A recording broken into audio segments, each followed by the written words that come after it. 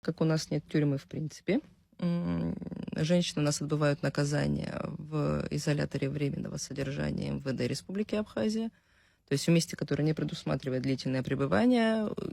Главная причина, почему мы бьем тревогу, это то, что у женщин отсутствуют прогулки на свежем воздухе. Создать эти условия в тех рамках, которые есть, не представляется возможности, а на строительство тюрьмы, где будет женский блок, например, опять же, это большая нагрузка.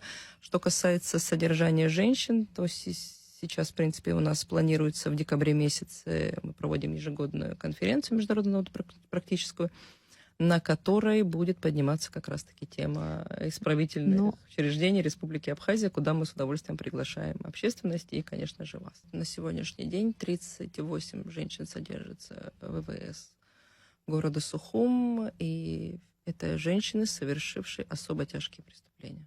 То есть реальный срок получают люди с тяжелыми статьями. Прежде всего, это подавляющее большинство, там, кроме 3 женщин, это женщины, которые были пойманы при распространении наркотических средств.